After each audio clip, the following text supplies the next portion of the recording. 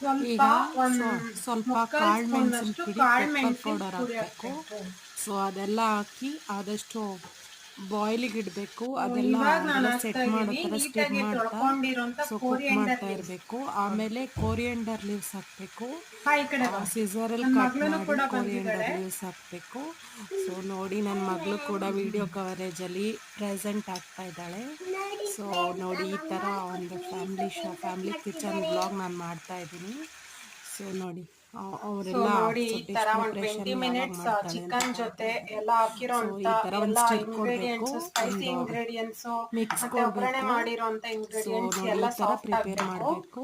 ಒಂದು ಸೊ 15 ನಾನು to step 20 by minutes step chicken cooking ಬೇಗ ಟೈಮ್ ವ್ಲಾಗಲ್ಲೆಲ್ಲ ಕೊಡಲೇಬೇಕು ಹೇಳ್ಕೊಟ್ಟಿದ್ದೀನಿ. ಸೊ ರುಚಿ ನಿಮ್ಗೆ ಅದು ಇಷ್ಟ ಆದರೆ ಮನೇಲಿ ರಿಲೀಸ್ ಟ್ರೈ ಆಗೋಕ್ಕೆ. ಮಾಡ್ಕೊಳ್ಳಿ. ಸೊ ನೋಡಿ ಈ ತರ ಸೊ ಮಾಡಬೇಕು ನೋಡಿ. ಆಮೇಲೆ ಸ್ವಲ್ಪ ಮೊಸರು ಆಮೇಲೆ ಹಾಕೊಂಡು ಒಂದು ಇನ್ನೂ ಒಂದು ಸ್ವಲ್ಪ ಒಂದು ನಿಮಗೆ 3 ಗ್ರೇವಿ ಸ್ಪೂನ್ಸ್ ಕನ್ಸಿಸ್ಟೆನ್ಸಿ ಕರಡ್ ಹಾಕಬೇಕು. ತಿನ್ಬೇಕಂದ್ರೆ ಕರಡ್ ಹಾಕಿ ಮಾಡ್ಕೋಬಹುದು. ಒಂದು 3 ಇಲ್ಲ ಸ್ಪೂನ್ಸ್ ಕರಡ್ ನಮಗೆ ಹಾಕಬೇಕು. ಗಟ್ಟಿನೇ ಕರಡ್ ಬೇಕು ಹಾಕಿ ಅಂದ್ರೆ ನೀರು ಮತ್ತೆ ಸ್ವಲ್ಪ ಹಾಕೋಬಹುದು. ಈ ತರ ಸಾಟೆ ಕೊಡಬೇಕು. ಒಳ್ಳೆ ಮಿಕ್ಸ್ ಸ್ಟಿರ್ ಮಾಡಬೇಕು, ಕೊಡಬೇಕು. ಸೊ ಎಲ್ಲದಕ್ಕೂ ಮಿಕ್ಸ್ ಸ್ಟಿರ್ ಮಾಡಬೇಕು. ಮಾಡಬೇಕು. ಎಲ್ಲ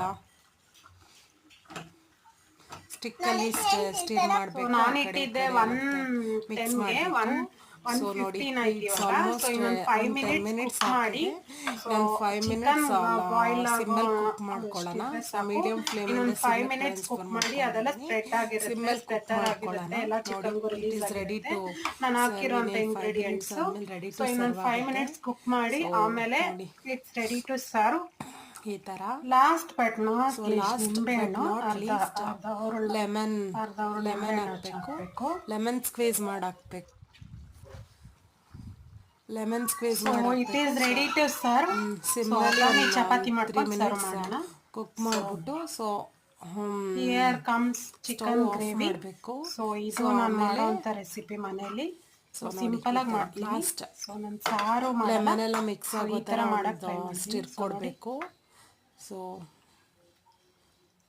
ಅದೇನು ಇಟ್ಕೊಂಡಿರ್ತೀವಿ ಅದನ್ನು ಸ್ಟಿರ್ ಕೊಟ್ಟರೆ ಚೆನ್ನಾಗಿ ಮಿಕ್ಸ್ ಆಗುತ್ತೆ. ಸೊ ಲಾಸ್ಟ್ ಸೊ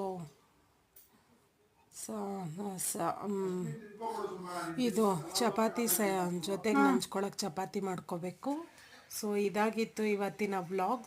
ಸೊ ನೋಡಿ, it is my chicken gravy. ಇಷ್ಟ ಆದರೆ ಪ್ಲೀಸ್ ಲೈಕ್, ಸಬ್ಸ್ಕ್ರೈಬ್, ಶೇರ್ ಮಾಡಿ. Suma signing off from Suma Chummi channel. Thank you.